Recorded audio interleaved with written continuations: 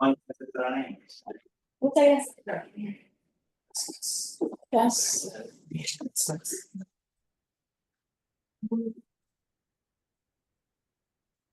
Hacerle zoom ahí a la cámara, ¿no? Sí.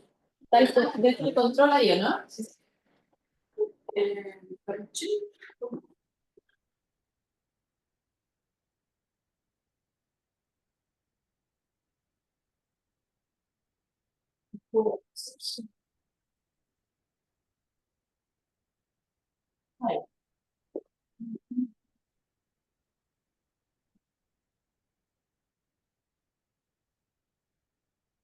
Ya, muy buenas tardes, ¿cómo están? Gusto de verles. A ver, ahí hay alguien que quiere entrar. No, es el... ya, no, sí, sácalo, por favor. Ya, tenemos... ¿Está la Gladys? No. Carlos Chávez está ahí, lo veo. Pilar también. Bárbara Saavedra, Constanza Espinosa, Verónica Vázquez, Luis, ¿no? Sí. ¿También? Rodrigo Fuster, no. ¿Y Rodrigo Esteve? Ya no está. Moana tampoco, ¿y Joaquín tampoco? Tampoco. Ya, pero tenemos quórum, así es que muchas gracias. A ver, como ustedes saben, tenemos un cambio en la metodología de estos consejos consultivos, porque tenemos una cantidad importante de instrumentos que vamos a tener que ver en las próximas semanas y meses, y para hacer el trabajo más eficiente y poder utilizar vuestra expertise y tiempo de una manera más eficiente, se les ha enviado a ustedes con anticipación los instrumentos, pero también grabaciones, y por lo tanto la idea es que ya no vamos a hacer más las presentaciones durante el consejo, sino que durante el consejo, la sesión, vamos solamente a responder a preguntas. ¿Sí? ¿Están todos al tanto de esta nueva metodología? ¿Sí? Ok, ya, vamos a ver entonces cómo nos va. Tenemos 3 temas hoy día. Tenemos 2 reglamentos y la actualización de la Estrategia Nacional de Biodiversidad. Y vamos a comenzar por el anteproyecto del reglamento para la clasificación de especies según su estado de conservación, y para eso nos acompaña acá Charif Tala, que es el jefe del Departamento de Especies. De conservación de especies. De conservación de especies. Bien. Así es que la palabra está abierta. Hola, buenas. ¿Abierto para nosotras? Sí, así es. Ya, que bueno. Bárbara. Yo solo tengo un comentario en relación al reglamento de clasificación de especies, y se refiere a una indicación que sale, a ver, está en la página 9, donde se identifica con nombre y apellido la variable de cambio climático, ¿ya? No entiendo por qué se identifica que se pondrá especial atención al tema del cambio climático cuando, tal como es uno de los factores que afectan a la conservación de la especie, un factor recientemente adicionado en todo lo que tiene que ver eh, con los temas de conservación, pero que suma en el mismo nivel a los otros factores, los drivers directos eh, de conservación de especies, que tienen que ver con cambio en el uso del suelo, en ese orden, ¿no? El más importante ciertamente ese, la invasión de especies exóticas es la segunda, sobreexplotación, la tercera, contaminación la cuarta, y cambio climático. Entonces, no entiendo por qué está identificado aquel factor y no los otros. Y mi sugerencia es que se pongan todos y que se haga explícito, eh, eh, porque están, como te digo, al mismo nivel, para justamente ser capaz de darle doble clic o llamar a la gente que participe en la clasificación a poner atención a todas esas variables en condiciones de igualdad. Eso Ujú. ¿Alguna otra pregunta, consulta? ¿No? Ok. Sharif, entonces. Sí, Ayúdanos. bueno, un gusto, sí, gracias. Un gusto saludarles y a ti, Bárbara, especialmente con tu pregunta. Sí, Hola, Sharif. es un gusto verte. Eh, la incorporación de ese articulado guarda relación fundamentalmente con la ley de cambio climático, con la estrategia climática de largo plazo, que establece una obligación de que los distintos instrumentos hagan una mención especial a cambio climático. No obstante, como bien tú lo dices, efectivamente respecto de los criterios, lo que evalúa el Comité de Clasificación de Especies, y así ha sido en la historia, ha sido todas las presiones, todos los drivers que afectan a las especies. ¿Ya? Cambio climático tiene una mención especial dentro de los criterios de la UICN hay uno de los criterios incluso que tiene que ver con la proyección en el tiempo, hacia adelante, y ahí cambio climático se considera. Pero la mención dentro del reglamento guarda relación con lo que yo les indicaba, la estrategia de cambio climático y la ley de cambio climático, que hace un mandato especial a la mención de cambio climático dentro de los distintos instrumentos. Pero a la hora de evaluar se lo pondera efectivamente en mérito en relación a la información que existe y que está disponible para cada una de las especies. Por lo tanto, no es que a la hora de evaluar se le vaya a dar un mayor peso respecto de la otra información que está disponible. Es por eso que la mención específica está puesta dentro del reglamento, pero no dice perdón, y eso no se relaciona con que los otros factores de amenazas a la biodiversidad vayan a tener un menor peso a la hora de hacer la evaluación luego de la aplicación de los mismos criterios de la UICN. Ahora, podría buscarse algún mecanismo de incorporar dentro del fraseo no sé si de ese artículo en especial o de alguno de los otros, que hay que verlo con el área jurídica, de hacer mención a los distintos factores de amenaza que afectan en general a las especies, que son claramente los que tú has mencionado. Pero la explicación directa de la mención expresa tiene que ver con la indicación de ley de cambio climático, ley marco de cambio climático. No sé si con eso respondo al menos la Ok, razón del por qué sí, está ok, ahí. entiendo perfectamente bien, Sharif, y que me parece buena tu sugerencia de ver la forma de incluir los otros, porque lo que sucede es que el tema de cambio climático se ha tomado la agenda en propiedad, em, pero también se corre, como no, si no están explícitamente los otros, uno sabe cómo funcionan estas cosas, entonces no necesariamente van a aparecer al mismo nivel. Así que si se puede evaluar un fraseo que permita visualizar los otros factores que están súper requete contra archi reconocidos y validados por toda la comunidad científica a escala global y también. Sí, Sí, está sí medio está como cortado. entrecortado. Pero entendido, Bárbara, también me parece importante. No sé si ahora surgió alguna otra pregunta, ¿no? Ok, pasamos al segundo, entonces tienen que esperarnos un poquito porque en 5 minutos llega Vanessa. Avisa. Ya, yo me retiro, sí. Ya, yo los dejo. Sí, Que estén muy bien. gracias. Gracias.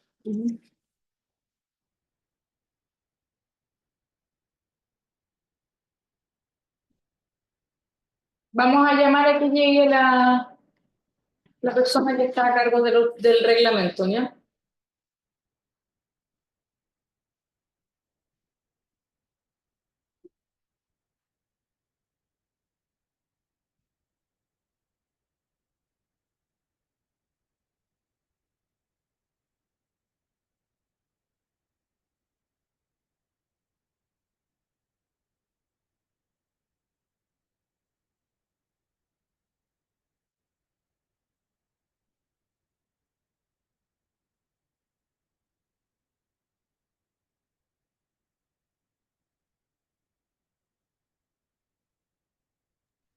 Hoy con este nuevo sistema nos vamos a ir por un tubo. Sí, La pega la tenemos nosotros nomás antes. exacto.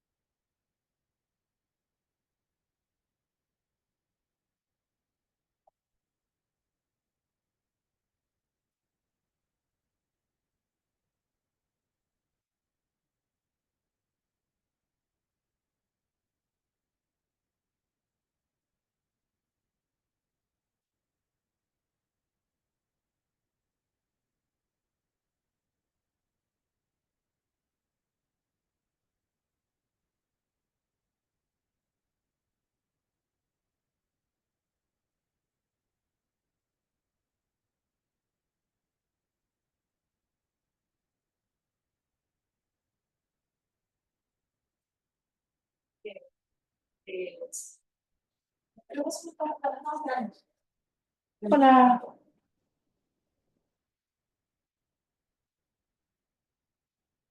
Te atacamos porque le pusimos un poco de zoom para que no vieran. Entonces, si estás allá no te van a ver. Me dicen que Vanessa viene. Ya.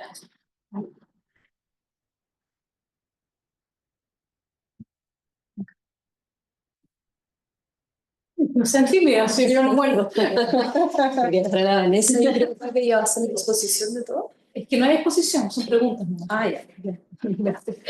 Ok, bueno. Ya, ok. Ya, entonces el segundo tema es un reglamento sobre los contratos de retribución por servicios ecosistémicos. Y este es un reglamento que está mandatado en el artículo 52 de la ley del SBAP. Y Vanessa Sepúlveda, que era la abogada, no ha llegado todavía, pero perdón, tu nombre. Constanza Muñoz. Constanza acá nos va a ayudar a responder sus preguntas, dudas que tengan con respecto a este reglamento. Pilar. Hola, muy buenas tardes. Muchas gracias, ministra, por esta nueva forma de proceder. Está interesante. Sí. ¿Cómo se llama? Igual es súper importante, por lo menos para mí, ver las presentaciones, así que también agradezco que nos hicieran llegar las presentaciones, sobre todo de estos instrumentos que son bastante nuevos. Sí. Por lo mismo. Ahí, con respecto a este reglamento, agradecer que está el texto completo, con sus vistos, considerando. Así que muchas gracias por haberlo subido así. Y la principal observación que tengo de momento es en el artículo 6, que establece, en el reglamento se establecen como los requisitos mínimos que tienen que tener y algunos opcionales que están en el artículo 6. Y ahí mi sugerencia es, uno, en primer lugar, estos son contratos en donde el servicio no es parte, sino que lleva un registro y todas esas cosas. Por lo cual exigirle contenido es como para hacer un checklist a ver si se ajustan o no. Por eso son mínimos y por eso el artículo 52 dice El contrato se perfeccionará por escrito y contendrá los derechos y obligaciones de las partes. El servicio llevará un registro de los contratos que cumplan con los criterios y contenidos mínimos. Nada más. ¿Ya? Si uno le agrega criterios opcionales, es igual, sigues restringiendo el tipo de contrato, sigues restringiendo el tipo de, las cláusulas que pueden contener. Hay estructuras corporativas que son más complejas, que deben cumplir con otras normas, que también van a tener que insertar normas producto del cumplimiento de esos otros marcos regulatorios. Temas de libre competencia, son cosas que se me están ocurriendo así como muy en general, por lo cual les sugiero no contemplarlas, porque uno, la ley no les pide, y dos, van a restringir el tipo de contrato, con tal de que estén los elementos que se establecieron. Yo creo que con eso basta, si no van a quedar muchos contratos fuera. Esa es como la sugerencia. Y ahí no sé si quieren responder al final. No, No, no, al final respondemos a todas las preguntas. Gracias, Pilar. Carlos y después Bárbara. Bien, gracias, ministra. Sí, también quisiera agradecer la oportunidad de haber podido mirar la presentación. Esta es una modalidad nueva. Una de mis aprensiones con esto cuando me lo comunicaron y tuve algún diálogo con María José tenía que ver con cuánta conversación se va a gatillar, digamos, ¿no? Con esto, pero estamos explorando, supongo yo, este funcionamiento. Ya, Eh, hasta ahora. yo tengo un comentario y luego tres preguntas. El comentario general es que me parece muy interesante y atractivo que en el abanico de instrumentos que se va a considerar en esta área, digamos, se incorporan instrumentos económicos. Yo entiendo, porque algo he seguido la literatura relacionada, que a nivel internacional deben haber unos 500, 600 programas de pagos por servicios ecosistémicos en funcionamiento, y la cantidad de recursos que se mueven anualmente, que son 30, 40 billones de dólares. O sea, eso es algo que existe y como se plantea en la presentación, se planteaba, hay experiencia previa que uno puede usar para ver cómo funcionan, para aprender cuáles son los riesgos, cuáles son los problemas de funcionamiento, en fin. Digo. Ese es como un comentario general. ¿No? Las preguntas que tengo son las siguientes. Lo primero, y porque yo no soy abogado, entonces no conozco la técnica jurídica propiamente tal, entonces quisiera tener claridad si en este reglamento, este reglamento está considerando solamente la posibilidad de un instrumento de pagos por servicios ecosistémicos en que se contempla la participación de usuarios privados exclusivamente, ¿no? Que las partes son privadas las que van a negociar y el Estado aquí representado por el servicio que corresponda, digamos, tiene un rol de promover, articular, de salvaguardar los registros apropiados, en fin. Entonces, o alternativamente, también esto abre la posibilidad para que, por ejemplo, el sistema tenga financiamiento por parte del Estado, que actúe como contraparte, que compre servicios ecosistémicos. Y una tercera modalidad que uno puede pensar, y no sé si está incluida aquí, es si es posible aquí que si por motivaciones regulatorias, partes privadas intenten acordar contratos de este tipo para compensar y cumplir con regulaciones, digamos, en otros contextos. Entonces, si esto va a dialogar o no con alguna forma de compensación. Que son a todo esto los tres sistemas que yo conozco en la literatura. Ya, esa es una primera pregunta. La segunda, una cuestión que aparece muy nítida en la literatura es que para que estos sistemas funcionen bien, es muy importante, o para que el instrumento funcione, es muy importante que exista capacidad administrativa, que exista monitoreo y que exista fiscalización para disuadir incumplimientos de contratos. Porque alguien puede hacer un contrato, ¿verdad? Y cambian las condiciones y después va a querer alejarse del contrato. ¿No? Y sobre todo esto se torna más importante en eventos donde hay incertidumbre. ¿No? Incertidumbre, por ejemplo, incertidumbre exógena asociada a cambio climático, por ejemplo. Sería una fuente de incertidumbre. ¿No? Entonces, yo quisiera conocer si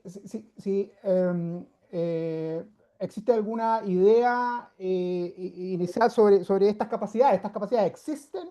¿Están garantizadas? ¿Van a existir? ¿Están los recursos adecuados? Yo siempre pregunto lo mismo aquí, digamos, ¿no? Si el Estado va a tener recursos adecuados para hacer que esto funcione de manera razonable, digamos.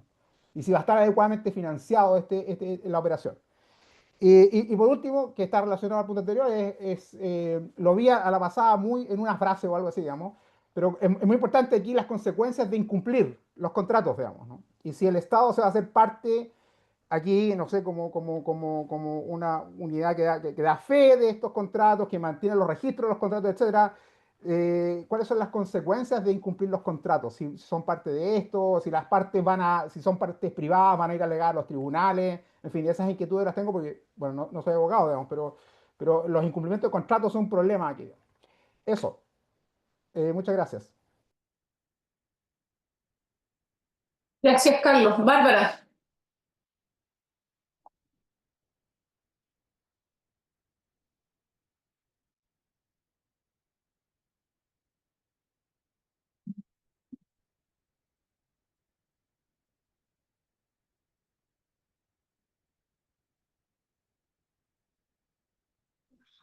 Me toca, que tuve que salir un Sí. segundo.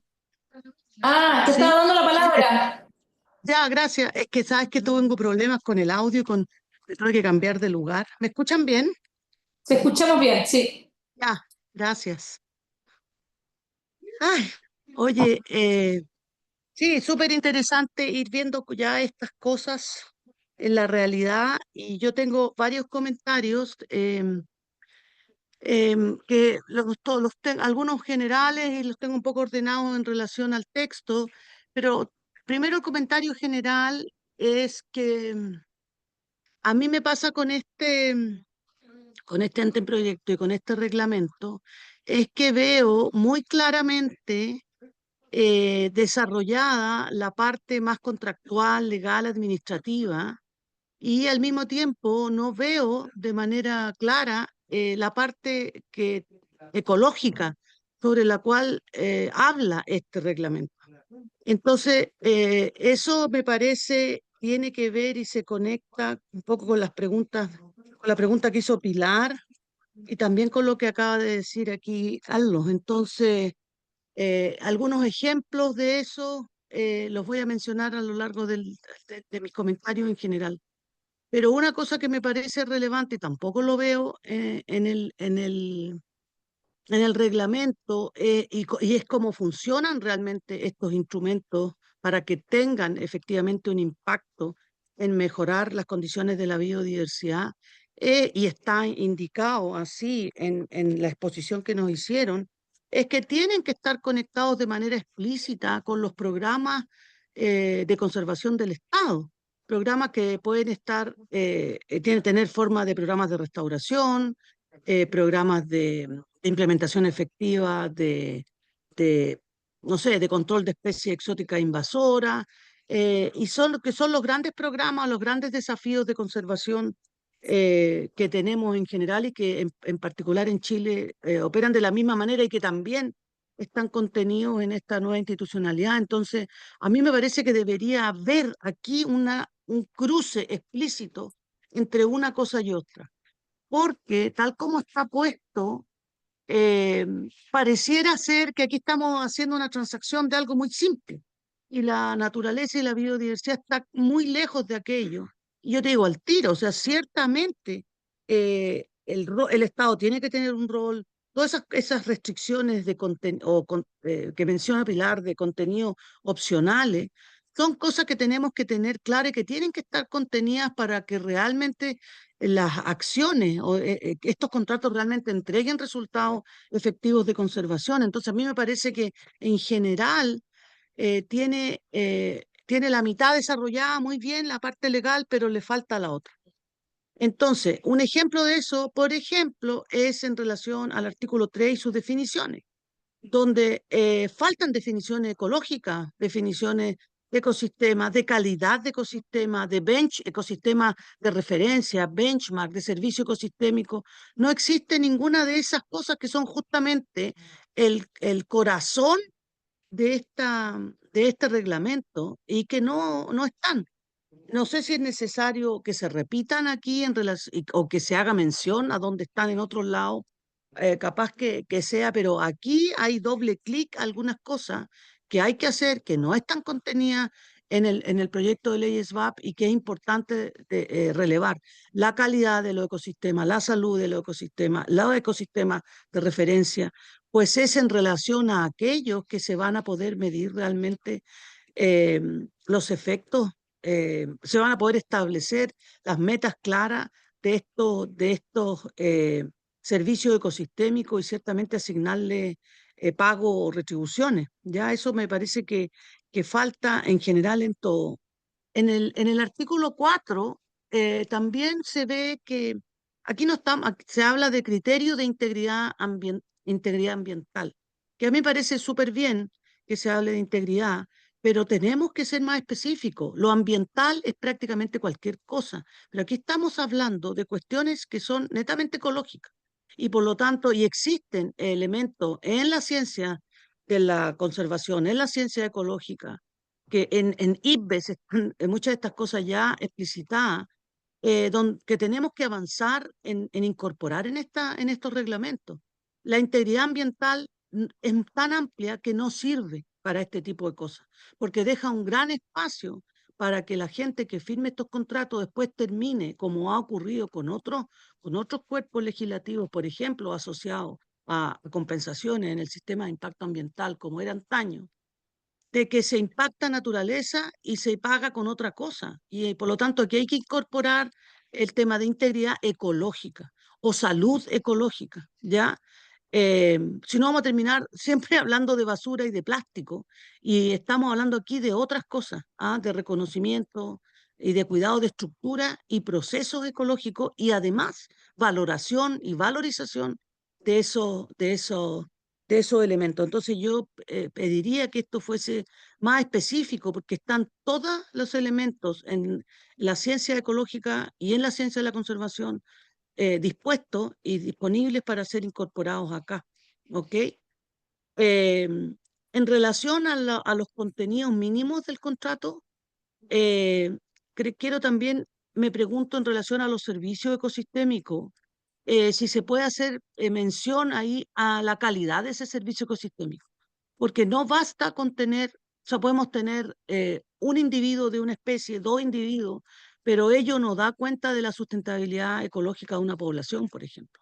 Entonces, o tener un pequeño parche de bosque nativo que por no estar conectado con otros parches no va a dar continuidad a otros procesos. Entonces, me parece importante que además de definir lo que es un servicio, se le asigne un nivel de calidad, estructuras mínimas, procesos mínimos, que son cosas que están en la discusión y que existen algunos elementos indicativos para poder evaluarla en la realidad y que aquí deberían quedar de alguna manera explícitos, porque si no presta para establecer contratos y entregar a cambio cualquier contribución independientemente cuál sea su calidad.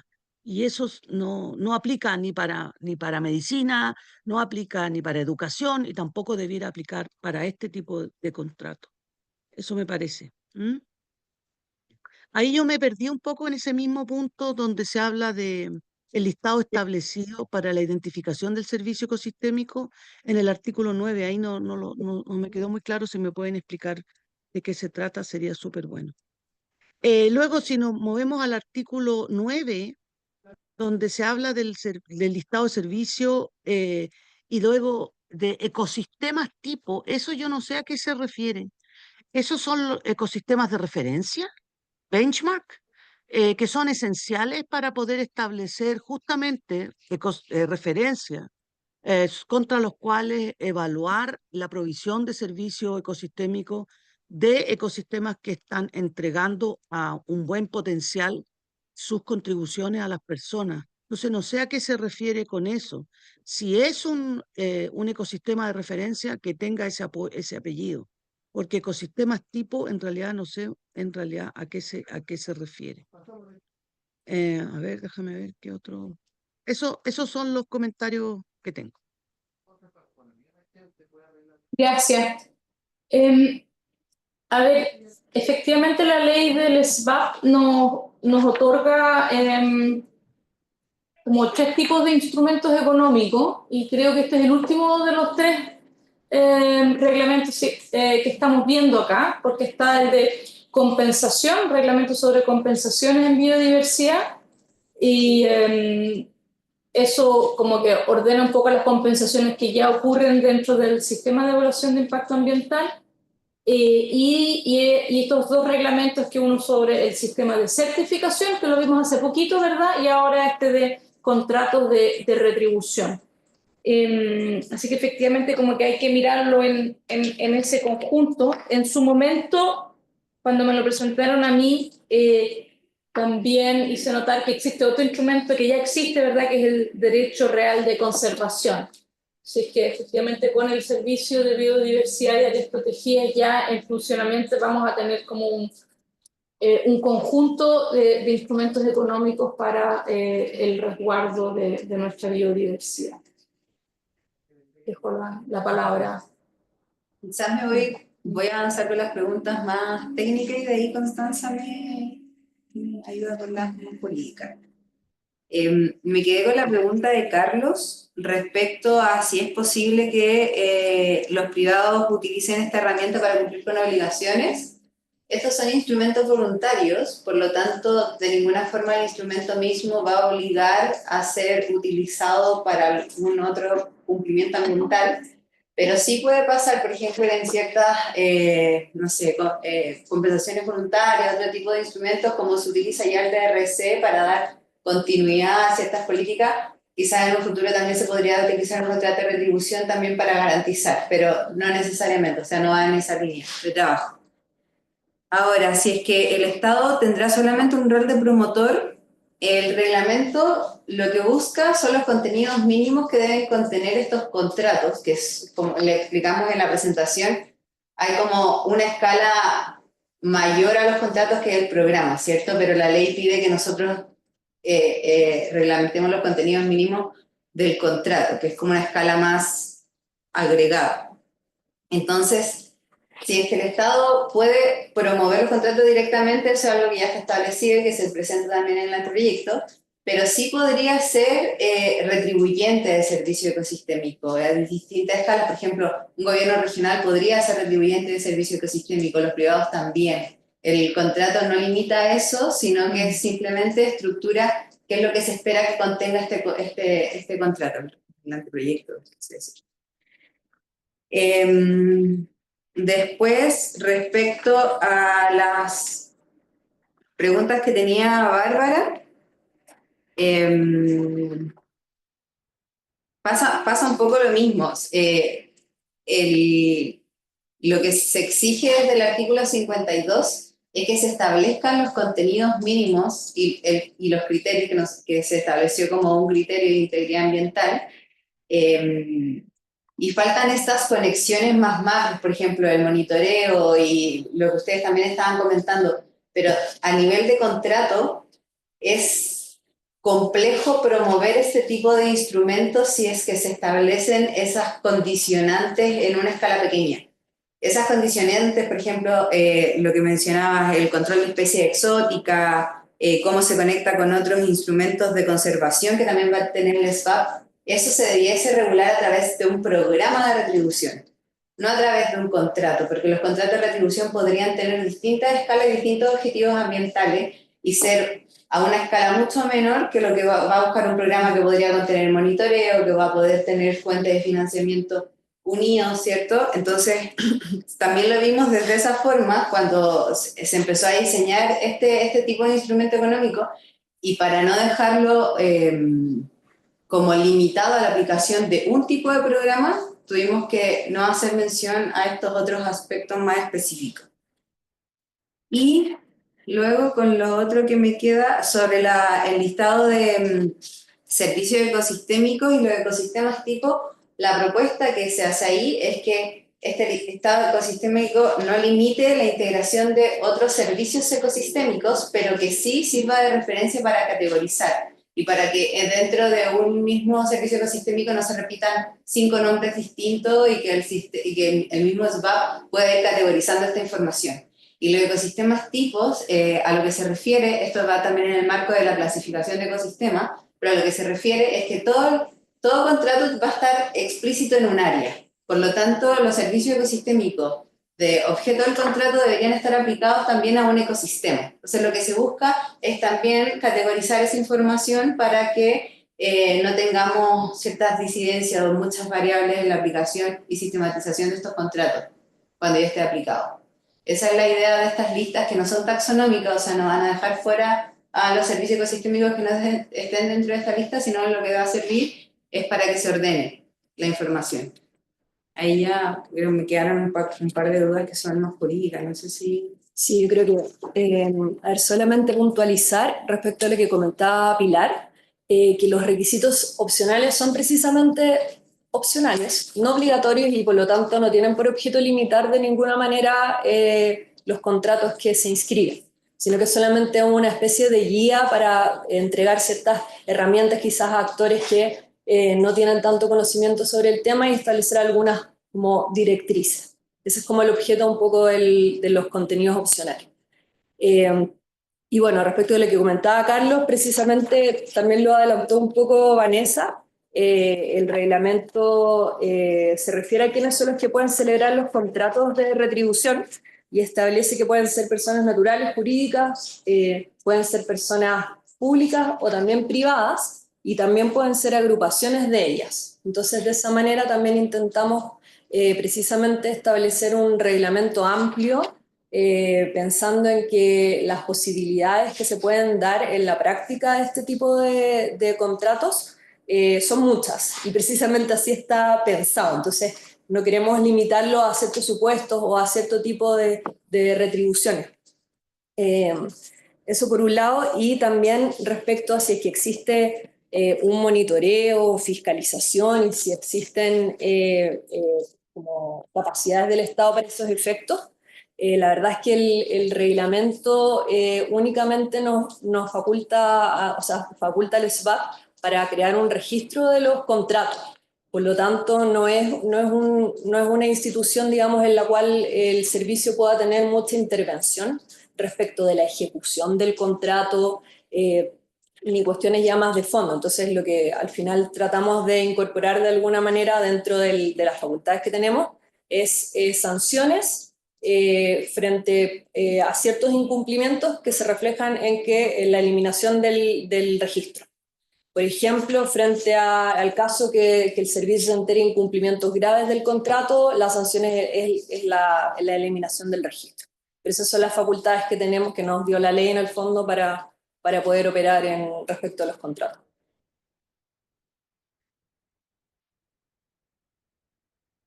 ¿Esas son todas las preguntas? No sé si hay alguna otra. ¿Faltó algo que respondiéramos? ¿Estamos tranquilos? ¿Sí? Yo encuentro que Solo tengo un comentario, si puedo Mm. hacerlo, en Dale. relación a lo que comentabas de que esto tiene que estar, esta pago de contribuciones tiene que estar conectado a programa. Entiendo que no se mencione un programa, pero que explícitamente se pueda exigir que estén conectados a algún programa. Eso se puede hacer porque, ¿sabes lo que pasa? Que al menos como la experiencia que yo tengo, que he visto en otros países donde han funcionado algunas de estas cosas de muy buena manera, han funcionado justamente, como el caso de Costa Rica, porque estos contratos están supeditados a las prioridades territoriales y causales de degradación o recuperación de biodiversidad. Y es ahí donde se concentran los esfuerzos de todo el sistema para promover, establecer y darle continuidad en el tiempo a estos contratos, con resultados que son muy buenos. Entonces, la medida que se explicite que que tienen que responder a esas necesidades, me parece que es un avance. Si lo dejamos de manera suelta, va a hacer, tenemos experiencia en el Estado que ya han sido así en relación a otros agencias en donde se ha invertido mucha plata en pagar por plantar árboles nativos, pero que no siguen un programa integrado. Y por lo tanto, todas esas inversiones se diluyen porque no consideran los problemas asociados a la escala y a las prioridades para hacer esas inversiones, tanto de parte de los tiempos y platas que vienen del Estado, como también de los privados. Entonces hay que avanzar en alinear esas dos cosas. Si se puede poner de alguna manera, está dicho en el video y tiene todo sentido en base a la experiencia internacional, sería una pérdida de oportunidad no explicitarlo acá. Eso. Sí, lo que yo entiendo, Bárbara, es que, o sea, por lo menos lo que me explicaron a mí, es que la ley no habla de programa, lamentablemente. Habla solo de los contratos y dice que, claro, en un reglamento se establecerán los contenidos mínimos. Sin embargo, igual acá se incluye la posibilidad de tener programas. Yo entiendo perfectamente de lo que hace sentido es que el Estado piense en un programa con una mirada estratégica hacia dónde avanzar y cómo avanzar, resguardando a través de estos instrumentos ciertos servicios ecosistémicos que queremos profundizar, mejorar, resguardar, etcétera. Pero yo entiendo que por eso quedó como no tan explícitamente anclado que el contrato tiene que ser obligatoriamente parte de un programa. Claro, no queda anclado para igual fomentar que se desarrolle este tipo de contrato a una escala menor, pero en el artículo 10 se dice que el Ministerio del Medio Ambiente podrá elaborar un programa de retribución y también señalamos al final que el SBAP también podrá promover el desarrollo de estos programas. Entonces nosotros igual notamos esa deficiencia que quedó en el artículo 52 al solo referir a los contenidos mínimos de los contratos y por lo mismo también lo incluimos en el anteproyecto. Pilar. Sí, perdón que sea insistente con ese artículo 6, pero ¿cómo se llama? En derecho público es súper complicado la frase entre otras, ¿ya? Como los va a restringir a ustedes en cuanto a qué considerar un contrato o no, ¿ya? Porque si bien se señalan algunas como ejemplo, el entre otras, y pensándolo como el objeto también, como desde el lado de poder como promover esto a personas quizás que tienen menos asesoría legal, no pensándolo en términos corporativos, quizás podrían establecer ciertos contratos tipo, algún tipo de solución de esa naturaleza quizás podría ayudar, pero lo otro lo puede hacer restringido según quien esté administrando en el servicio esos tipos de contratos. Entonces, por eso como mi sugerencia es como, no se los pide la ley, ¿para qué van a insistir con eso?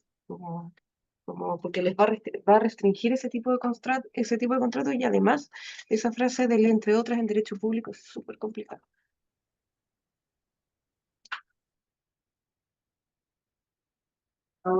Bueno, gracias. Pasamos ahora al tercer tema, Muchas gracias. que es la presentación de la actualización de la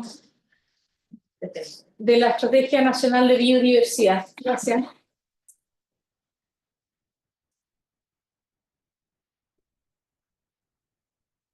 Daniel, siéntate acá. Sí, para que te veas.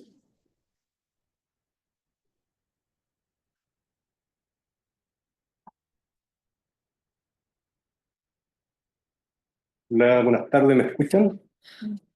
La idea es que ellos nos hagan preguntas. Ya. Muy atento, entonces.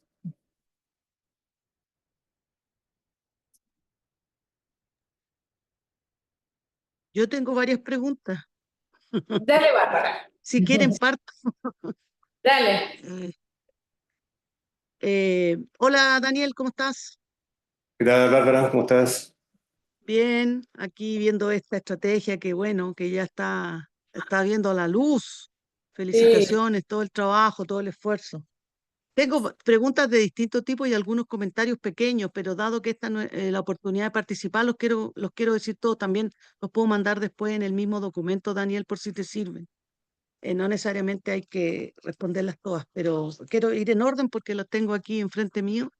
Y bueno, primero decir que este es un tremendo esfuerzo, cuesta hacer esto. La organización en la que yo trabajo participó apoyando la parte participativa inicial de todo esto, en la parte metodológica, así que conozco ese proceso. Como te digo, un gran esfuerzo y espero que llegue a súper buen término porque es la que nos va a guiar por los próximos años, además que son compromisos formales de nuestro país, así que súper contenta de que esto esté avanzando. Son preguntas generales que tengo acá, un poquito para la maestra, también para ti, Daniel. Es que aquí se habla se pone en el contexto este paquete de decisiones vinculantes que se adoptaron en la COP 15 y mecanismos de movilización de recursos financieros, para todas las cosas que están ahí identificadas. Yo tengo ahí una pregunta de cuáles de estos realmente están implementados y cuáles sirven a Chile y también cómo se acceden a eso. Muchas veces nosotros hemos quedado fuera de algunas de estos paquetes porque somos un país rico en comparación al resto del mundo y me gustaría saber cómo está eso ahora. Si va a haber acceso a algunos financiamientos específicos para la estrategia, considerando la situación económica que tiene Chile. Luego, y esto estoy mirando la primera página de esto, mi sugerencia es que, porque aquí se habla de esta estrategia como una invitación a la acción conjunta, yo conozco al Daniel, es súper cuidadoso en cómo escribe, muy respetuoso, pero creo que esta nueva acuerdo global de Montreal es más que una invitación. O sea, el equivalente a los acuerdos sólidos que se consideran como sólidos en su llamado al Acuerdo de París y por lo tanto creo que también hay que explicitar eso en el wording de la estrategia. Porque si no, yo que he visto los devenires de estrategias anteriores, siempre queda como que esto puede sí, puede que no. O sea, si podemos sí, si podemos no. Y creo que estaría súper bueno aprovechar ese tremendo compromiso que se hizo en Montreal para dejarlo reflejado aquí. A mí me parece importante ir mandando ese mensaje. ¿Ah? Em, Luego tengo una pregunta en relación a que todos sabemos que, y lo acaba de mencionar la ministra en relación a los distintos cuerpos, reglamentos de la ley SBAP, pero sabemos que esta COP de biodiversidad es parte de un ensamble de otros instrumentos. Obviamente lo que es cambio climático, ese es un esfuerzo global que se está haciendo hace rato, ¿no? Por reunir esto de certificación, mismo Ramsar. Entonces, ¿cómo dialogan estos realmente? En el sentido de que esta agenda que es ambiciosa tiene que usar ciertos pivotes para poder avanzar realmente en estos cambios transformadores. Y yo quiero saber si se ha hecho esa evaluación como para poder también intencionar dentro de esta estrategia algunas de esas conexiones. En específico, al menos en lo que a mí me parece relevante, obvio lo que cambio climático, pero también Ramsar y también desertificación son cuestiones súper relevantes de conectar aquí en blanco y negro, en el sentido de que quede explícito de que tenemos que buscar o activar esos puntos de encuentro que desde el punto de vista ecológico están súper claros. Luego, también quiero mencionar algo es muy general, pero que me parece importante decirlo en este grupo, es que hay un énfasis sobredimensionado y que es una cosa histórica, ¿no? Se menciona incluso ahí que los objetivos 30 por 30 en el sentido de alcanzar los porcentajes de protección territorial, pero sabemos que esos objetivos en sí mismos no tienen mucho sentido si no van del apoyo con lo que es conservación efectiva. Y ahí me parece importante aprovechar esta estrategia para avanzar con los compromisos de porcentaje y ponerle el apellido de efectivo que pone un énfasis en lo que es la implementación territorial.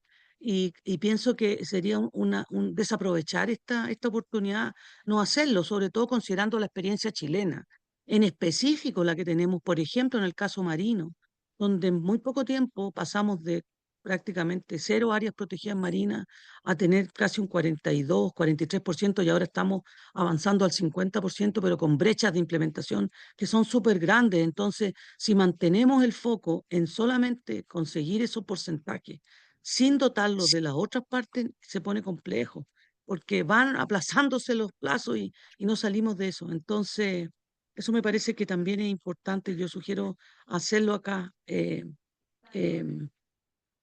Sería importante ponerlo, no para nosotros que lo sabemos, pero para los que no están en este diálogo, ¿ya? Em, bueno, hay unos comentarios aquí que a mí me parecen relevantes de avanzar en poner algunos datos si es que se tienen. Por ejemplo, en el análisis de la última estrategia nacional, donde se menciona, y todos sabemos que la implementación fue discreta. Perdón, Bárbara, si puedes repetir esto último, disculpa. Sí, estaba justo esperando. No, en relación que se menciona que la publicación de la última estrategia de biodiversidad, que su implementación fue discreta, entonces, donde hubo un bajo cumplimiento a nivel de las metas, y yo quería saber cuál es ese porcentaje y por qué, cuál es el análisis de por qué no se cumplieron esas metas, para poder abordar o sea, para poder informar esta nueva estrategia con ese conocimiento y abordar esos problemas de manera explícita en esta nueva estrategia. Porque lo que me pasa es que si no seguimos avanzando en comprometer cosas y no entramos en el doble clic de por qué no funcionan. Estamos a la vuelta de la esquina del 30, un poquito más lejano aparece el 50, pero, pero es importante realmente construir sobre el conocimiento del análisis crítico que yo sé que se hizo en relación a la otra estrategia. Estaría bueno visitar por qué eso no ha ocurrido. ¿Ah? Em, Eso me parece relevante. En relación a las presiones y la amenaza a biodiversidad, ahí se hace explícito estos factores que mencionábamos antes. Se mencionan los 5 más relevantes. Y solo quiero que si se puede agregar en relación a la sobreexplotación de recursos. Siempre tenemos en la cabeza lo que son los recursos, la sobreexplotación de recursos marinos, bentónicos o pelágicos, pero esto aplica para ecosistemas terrestres también. Nosotros tenemos en Chile ecosistemas, la estepa fueguina, por ejemplo, que es uno de los 3 ecosistemas más degradados por sobreexplotación ganadera, o sea, degradados de Chile, y su principal causa es sobreexplotación también, sobreexplotación también, y ganadería en específico. Entonces me parece importante ponerlo explícitamente, porque si no tendemos a pensar solamente en sobreexplotación pesquera. Y lo mismo aplica en el caso de ecosistemas terrestres de humedales, donde lo vemos a lo largo de todo Chile, cómo hay sobreexplotación de humedales altoandinos en forma de vega, también por ganadería, y a pesar del tremendo valor que tienen en los aspectos no solo de biodiversidad, sino también de provisión de servicios críticos como el agua, eh, por ejemplo, ¿ya? Em, Eso me parece súper relevante de explicitar. Luego, en relación a la estructura de gobernanza que se muestra aquí, yo tengo algunas preguntas, Daniel, porque a mí me parece que, yo no sé si es así, puede que esté equivocada, pero este comité operativo de biodiversidad o el comité regional de biodiversidad, el operativo, no está anidado con el comité nacional. Eh, Son prácticamente, o sea, son eh, agencias similares, aquí parecen como que son independientes. Me parece que más fidedigno sería poner estas cosas como anidadas, ¿ya? Eh, Eso me parece que es relevante.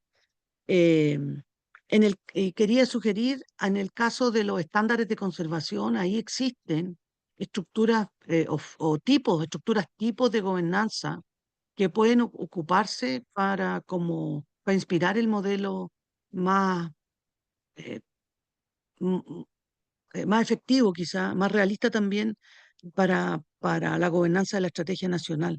Porque a mí me parece que aquí que están estas cosas como todas desconectadas, pero en la realidad no lo están.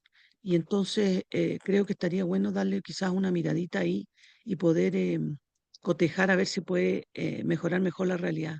Y luego ya entrando a los objetos y a las metas específicas nacionales, tengo un gran comentario que creo que en relación a todos los demás es el más relevante y que se refleja en el objetivo 1, la meta 1, donde se menciona que al año 2030 se protege y se conserva al menos un 30% del área terrestre. Yo sí insisto en que se aplique el apellido de conservación efectiva, ¿ya? Es lo mismo que dije antes, pero creo que debería estar también reflejado acá. Y para eso existen definiciones y existen mecanismos. En relación al punto 1.4, se pone como meta aumentar el 30% de especies clasificadas, el reglamento que vimos recién. Mi sugerencia, no sé si esto es una cosa que lleva realmente a la acción, toda vez que ese proceso de clasificación de especies es quizás de los más sólidos que tiene el ministerio.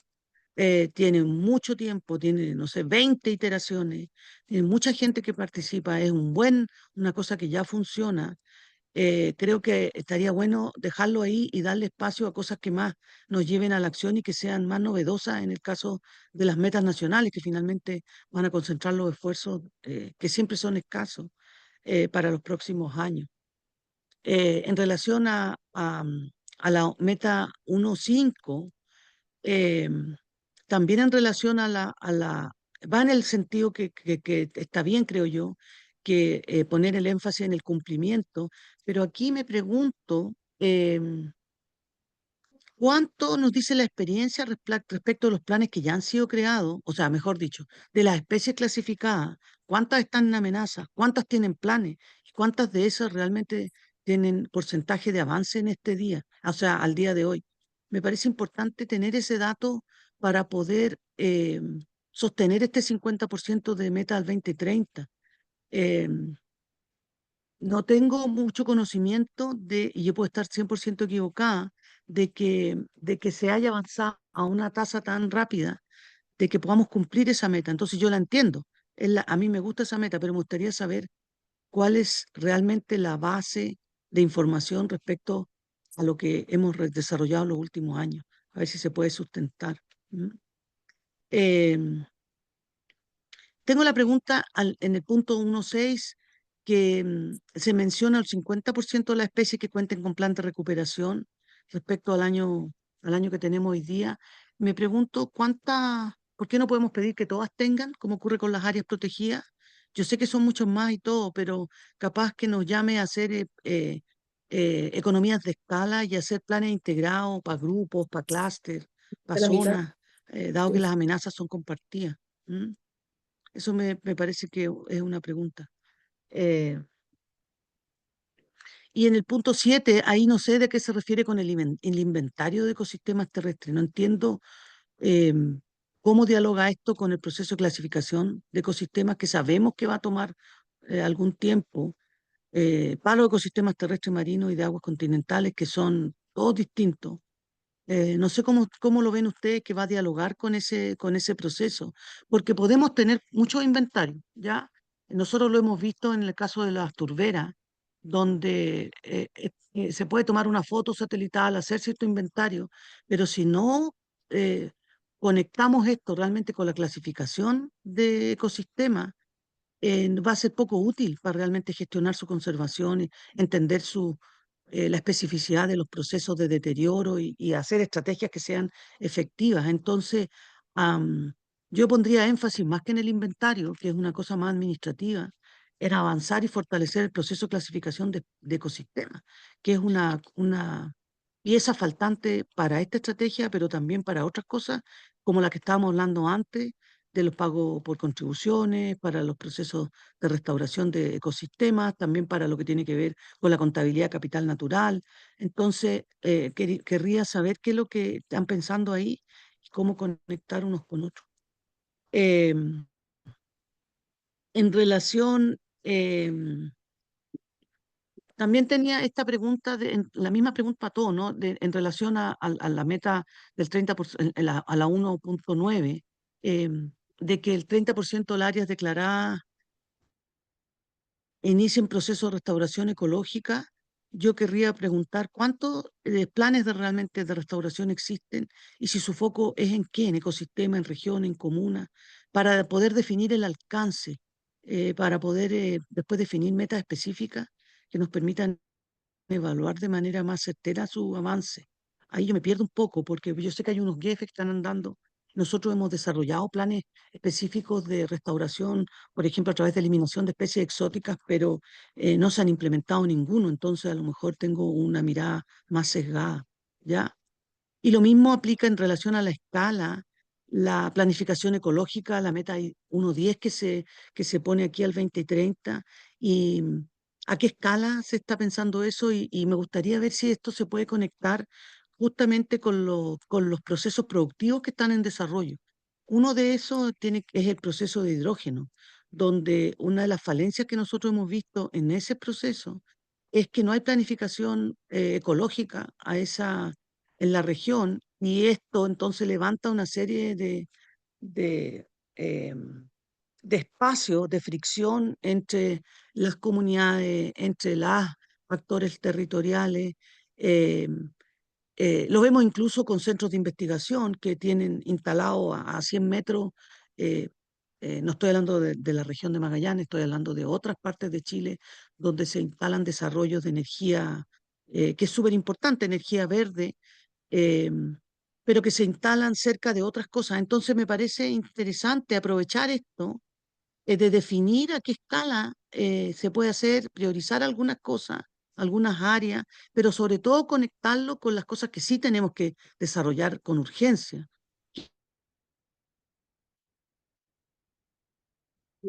Uy, justo se salió la hora. Ya. Carlos, te escuchamos a ti por mientras. ¿Y quién más pidió la mano? Solo Carlos.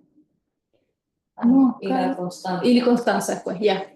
Bien, gracias, ministra. Mm. Sí, yo, bueno, voy a tratar de ser breve. Me caí, parece. Sí, sí, te caíste. Y le había dado la palabra a Carlos por si mientras volvías, pero dale. Volvió a caerse. Yo le escribo tu... Ujú. Carlos.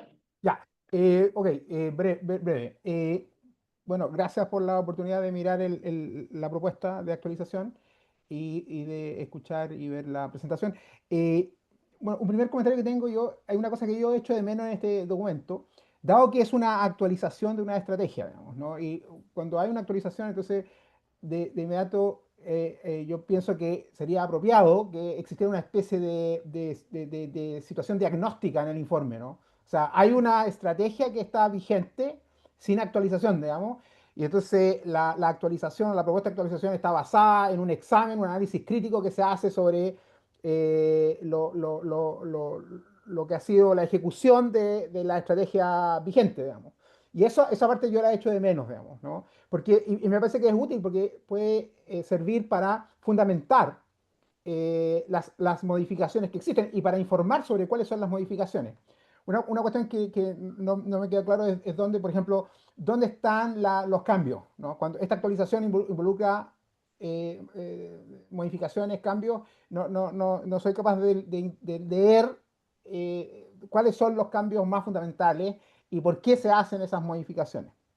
Eh, entonces, ese es como un primer punto. La estrategia o la propuesta de actualización tiene 5 objetivos y 40 metas. Eso es una enorme cantidad de metas y las metas además varían temporalmente, ¿verdad? Hay metas al 2026, al 2027, al 2030. Y entonces yo sospecharía que esta actualización quizás tiene que ver con cuánto se ha avanzado en algunas áreas, digamos, o cuánto se ha dejado de avanzar y, en fin, por eso insisto en que la especie de análisis crítico de lo realizado podría servir para entender mejor cuáles son los fundamentos de esta actualización. Eh, lo, lo- lo siguiente que quería plantear es que yo echo de menos, dado que es una estrategia, ¿verdad? Entonces, aquí hay objetivos, hay metas, uno puede entender que asociado a esto se van a realizar acciones, pero no identifico, no logro identificar, bueno, quiénes son los responsables, ¿no? Y me parece que eso es parte importante de una estrategia, ¿no? ¿Quiénes son responsables? ¿Qué unidades son responsables? Y si se requieren recursos para que esto sea realidad, digamos, ¿no? Entonces, alguna idea de lo que me gustaría ver a mí serían objetivos, acciones, metas responsables, los plazos y recursos necesarios, ¿sí? Para que esto se haga realidad. Eh, y dos cosas más pequeñas adicionales quería mencionar. En la presentación hay un esquema de un Comité Operativo Nacional de Biodiversidad y una cuestión que me llama la atención es que tiene muchas ventanillas del Estado. Y quería preguntar cómo funciona eso realmente y si tiene alguna evaluación. Y si eso es parte, podría ser parte de esta actualización, digamos, ¿no? ¿Cuál es la evaluación que se hace sobre un Estado que tiene distintas ventanillas y que requiere mucha coordinación? Y si eso va a seguir como ha funcionado hasta ahora, ha funcionado bien, no ha funcionado bien, en fin. Em, ok, creo que lo dejo hasta ahí. Gracias. Gracias, Carlos. Perdona, Bárbara, quisieras terminar. Disculpen, que primero que Solo- haya dado la lata y segundo que me caí. Tengo 4 Sí. comentarios más para terminar mis comentarios. Después te los puedo mandar si quieres. Uno se refiere a el que estaba terminando de decir en realidad al punto 1.10, que es relevante conectar esto con desarrollo urgentes que tenemos en el país, por ejemplo, de energías renovables, y creo que la planificación ecológica tiene que estar de alguna forma conectada con eso. Eso es una cosa. Lo otro que quería decir en relación al punto 12 y 1.12 es que se comprometen aquí planes, ¿ya? Y yo pienso que el llamado, y estoy certera, o sea, cierta de aquello, el llamado de Cumming es a la acción, a la acción. Y nosotros tenemos muchos planes hechos, de muchos tipos. Entonces, comprometer al 2030 más planes sin avanzar, al menos en empujar la implementación de alguno de ellos, me parece que es súper relevante. Esto, nuevamente digo, es una pérdida de oportunidad no hacer esa distinción en esta nueva estrategia. Esto no es un camino lineal. No vamos a terminar de hacer los planes para las mil y tantas especies exóticas que tenemos en Chile y después ponernos a realmente invertir en sacarlas, porque no nos dan los tiempos. Y al mismo tiempo tenemos comunidades eh, muy complejas de gente en los territorios, con investigadores, con el Estado, con gobiernos regionales, que han invertido con platas del GIEF, que han invertido en hacer estos planes de especies exóticas, control, erradicación y que tenemos que poner en práctica. Entonces no veo ese llamado a la puesta en práctica acá y creo que hay que hacerlo. En el punto 4, número 32, aquí se menciona el tema del financiamiento para aumentar la inversión en biodiversidad, que sabemos que es un tema muy delicado en nuestro país. Pero yo tengo una pregunta a ti, Daniel, acá en relación a el gasto efectivo fiscal, eh, los criterios. O sea, esto no es materia de estudio de Biofin. Biofin lleva varias iteraciones, entonces esos criterios no están ya determinados de alguna forma y no podemos usarlos justamente como pivote para ya comenzar a transformar estos gastos y dirigirlos a biodiversidad. Ese es el llamado global de la estrategia, o sea, a nivel global de Cumin. Entonces me parece, es una pregunta que tengo abierta, porque si vamos a seguir haciendo estudios con Biofin para poder saber dónde tenemos que mover las teclas, no nos van a dar los tiempos. Y lo último, una pregunta específica en relación al punto 38, 538, de divulgar y fortalecer el conocimiento y los saberes. Ahí se menciona que se iniciará una evaluación de la biodiversidad, los ecosistemas y los servicios a nivel nacional. Eso no sé a qué se refiere exactamente. ¿A qué se refiere exactamente? ¿Qué se espera lograr con esto? Y si se puede explicar un poquito. Gracias. Gracias, Bárbara. Constanza. Muchas gracias. Algo breve, igual sumado como al contexto que ha dado Bárbara también, respecto a profundizar un poco en los temas que se hablan más específicos a ecología, a qué entornos estamos haciendo referencia.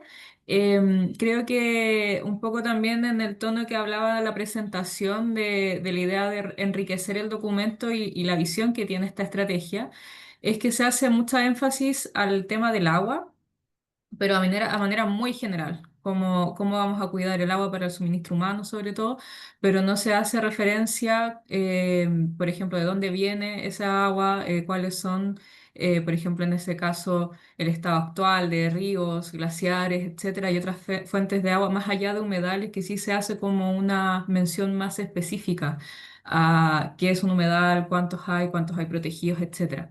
Entonces pienso que por lo relevante de la temática, creo que también sería bueno incorporar un poco más de profundidad en cómo se explica y qué se entiende por el agua que se va a cuidar y proteger en esta estrategia. Eso, muchas gracias. Ya, ahora sí. Bueno, muchas gracias por las consultas. Eh, son bastantes. Yo creo que voy a tomar las de Bárbara primero, que refiriéndome a lo siguiente, la estrategia es un documento que está en consulta, por lo tanto es un documento susceptible de tener mejoras, ¿cierto? Y por lo tanto, bienvenidas las observaciones y varios de los puntos que ustedes han señalado, es bueno que nos lo hagan llegar para que podamos capturarlo de manera más precisa. Sin perjuicio de eso, les comento algunas cosas generales como que creo que son bastante transversales. Una, preferido esto, por ejemplo, la posibilidad de incluir en los antecedentes algunos elementos que ayudan a entender el empalme entre la estrategia 2017-2030 y esta estrategia que está ahora en consulta. Tomamos el punto, vamos a ver qué se puede destacar ahí. Solamente sí mencionar que hay un par de puntos que han sido bien comentados, que son muy nítidos, y que no tienen tanto que ver con el desempeño de la estrategia, sino con un cambio en el escenario, que es justamente el marco Kunming-Montreal, que es de diciembre del 2022, que es un elemento que en el fondo cambia el plan estratégico global, es una forzante global, y otro elemento es el de la ley 21.600, ¿cierto?, que también introduce un escenario nuevo. Bueno, esos dos elementos habría que mencionarlos quizás más, pero también agregar estos elementos de, bueno, en qué iba la estrategia.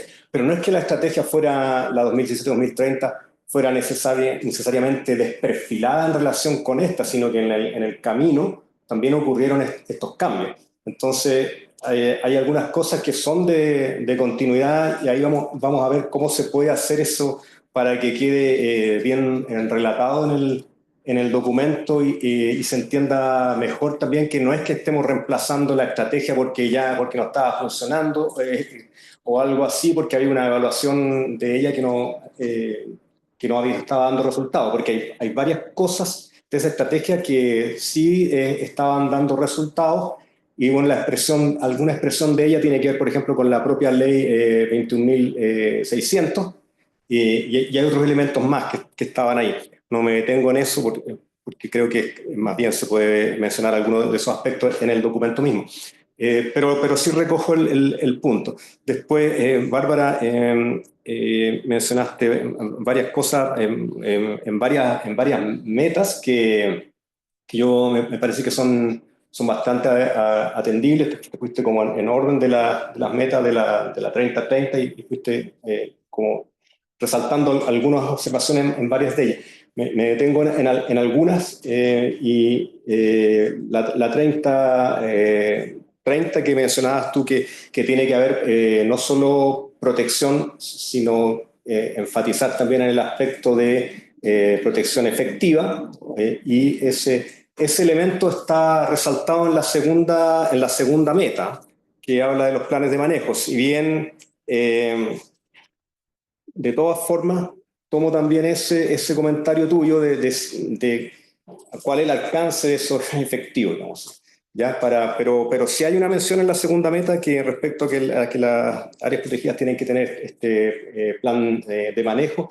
Y también aprovecho de enfatizar en otro punto que señalaste, que aquí se está considerando tanto las áreas terrestres como la marino-costera, se están considerando el conjunto de áreas, ¿ya? Ahora cada una de ellas tiene sus particularidades y la bajada de eso hay que hacerla con mayor precisión en el contexto de un plan de acción, porque a este nivel es más bien ser marcar un enunciado genérico que permita después hacerlo más específico en el plan de acción, ¿ya? Y allí, por lo tanto, tendrá que verse con más detalle cómo esta protección y cómo esta efectividad puede tomar una expresión más concreta. Voy a revisar algunos otros puntos que tú comentaste por acá. Preguntabas, por ejemplo, por los temas de especies. Sí, comentarte ahí que esto se revisó bien cuidadosamente con los colegas de especies y que los valores o las metas, el alcance de la meta que está propuesto tiene que ver, claro, con los esfuerzos que se han realizado y con la posibilidad también de proyectar esos esfuerzos, pero considerando también un escenario nuevo, pero también teniendo en cuenta que este escenario está en despliegue, o sea que no es de aquí al 2030. Todavía el servicio tiene que tomar, terminar de fortalecerse, consolidarse, en fin, y esto está pensado de esa forma, de una aspiración, pero tomando en cuenta también este escenario institucional en construcción y en consolidación. Pero son valores que han sido muy reflexionados por los colegas de ese departamento. También relativo al tema de inventario. El inventario es algo que viene por la ley 21.600, que hace una distinción entre lo que es inventario y lo que es clasificación. ¿No?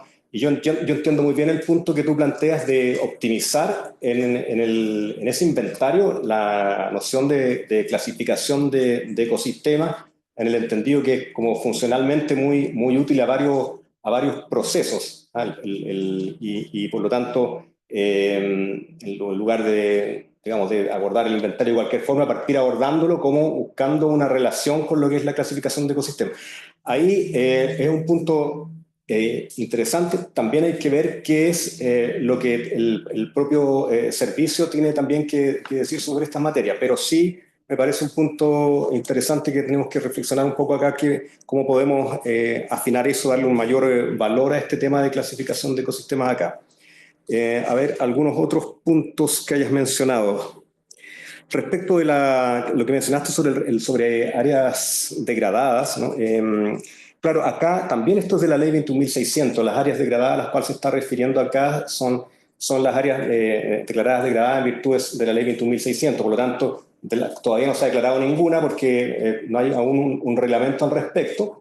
Y la restauración ecológica se refiere a los planes de restauración ecológica que también son en virtud de ese reglamento que debe todavía normarse. Por lo tanto, acá no hay todavía como una historia previa al respecto, sino que es una historia por desarrollarse, y esto es como para poner el acento en ese instrumento. Sin perjuicio de ello, es cierto que hay otro tipo de áreas que están con algún nivel de degradación, que son distintas de estas que son declaradas y que entran por el plan de restauración y que están capturadas en otras metas. Por ejemplo, la meta del 1.000.000 de hectáreas incorporada al proceso de restauración, que es una meta anterior a esa, incorpora este otro tipo de áreas más territoriales, de paisaje más amplio, que estas que son declaradas. Entonces son como dos enfoques que es uno más amplio y el otro es más normado, más específico. Respecto a la planificación ecológica y lo que tú mencionas de los proyectos, lo importante que es este instrumento para los proyectos de desarrollo, para que estos proyectos estén informados respecto de los valores de biodiversidad en el territorio y lo importante de la escala, ¿no? Y claro, comentarte respecto a eso, que también es un punto que nosotros hemos visto y por supuesto que estamos aspirando a que sea la escala del mayor detalle posible, también dependiendo de la información y de que se pueda tener disponible para hacer estos trabajos.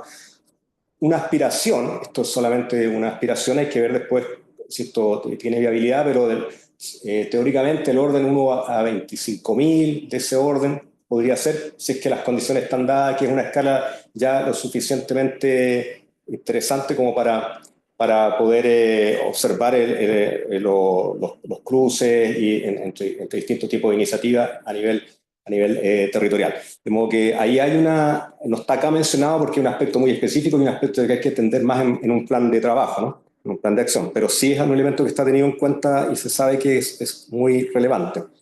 ¿Qué otras cosas más? Detenerme en...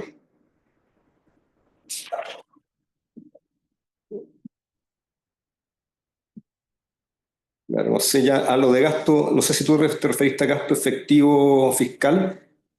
Anoté otras cosas más, pero me voy a esta de gasto efectivo fiscal. Bueno, va a haber un estudio en el marco del GEF, con el GEF PNUD, que se está trabajando, con apoyo PNUD estamos trabajando estos temas. Y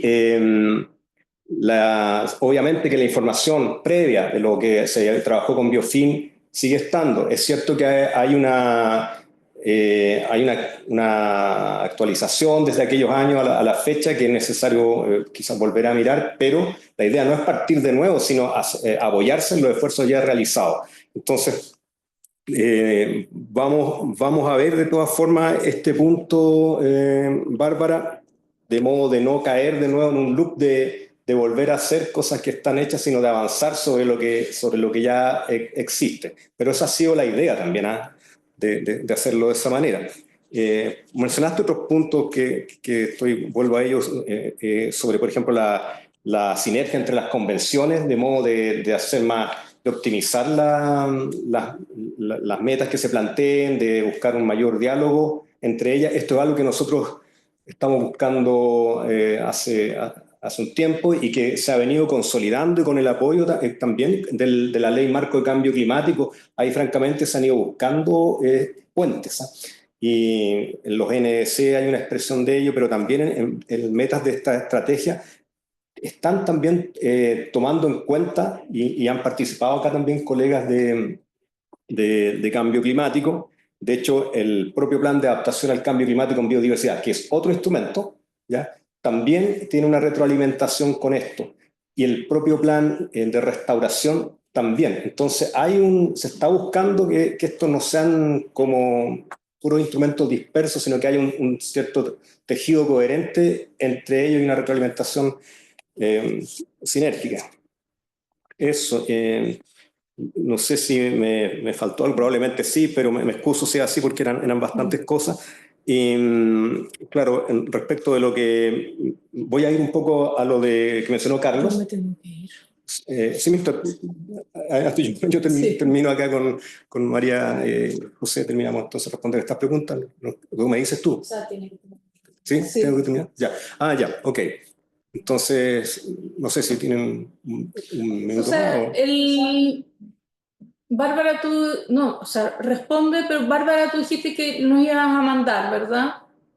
Algunos de los comentarios los tienes por escrito, así nosotros podemos asegurarnos de que en la propuesta del proyecto definitivo queden incorporados todos tus comentarios, pero si brevemente pudieras referirte a lo que mencionó Carlos y Constanza también. Sí, bueno, lo que mencionó Carlos de alguna forma ya lo abordé, porque en esto como del empalme de la estrategia, eso ya sí que creo que está comentado ya. Respecto a lo que dijo Constanza, sí, esto de poner también el acento no solo en los humedales, sino que mencionaba ya que los humedales vienen hay glaciares, hay ríos, hay otro tipo de cuerpos de agua que habría que también ver cómo puede eso ser relevado de alguna forma. Entonces, por el momento lo dejamos como tomado, como capturado eso, para ver cómo podemos de alguna forma incluirlo en el documento, poner algún énfasis. Pero eso es lo que podría decir por ahora en honor al tiempo, y gracias por su atención. Ya, muchas gracias. Al final nos demoramos igual más de tanto, porque fue el tercer instrumento el que captó mayor interés. Así que yo les quisiera agradecer. Quería hacer yo un comentario y quería dejarles una pregunta igual. Un comentario, Pilar, con respecto a tu solicitud. De que en los proyectos que van a consulta pública estuviesen siempre incluidos los vistos y los considerando. Yo pregunté porque tú lo has mencionado varias veces y yo entiendo de que hay es importante que los documentos que van a consulta pública, más allá de ustedes, uno puede entender qué es lo que está en consulta, ¿verdad? Para que esa participación ciudadana, que busca la participación ciudadana, pueda ser efectiva. Y para eso uno tiene que entender de qué es lo que me están consultando.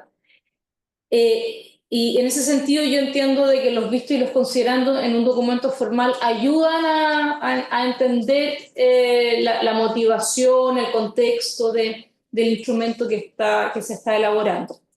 Ahora, lo que me dicen de jurídica es que para el anteproyecto no tenemos la obligación de que el acto administrativo esté completo como un decreto, que en algunos casos está escrito así, pero en otros casos no está escrito así.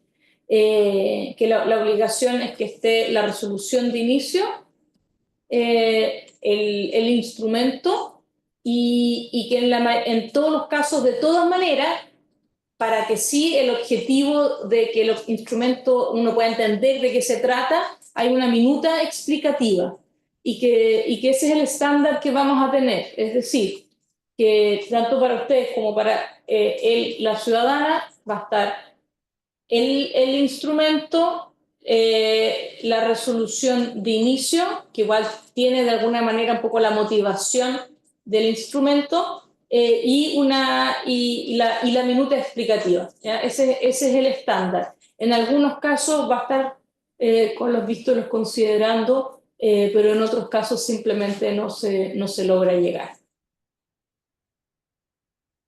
¿Ya?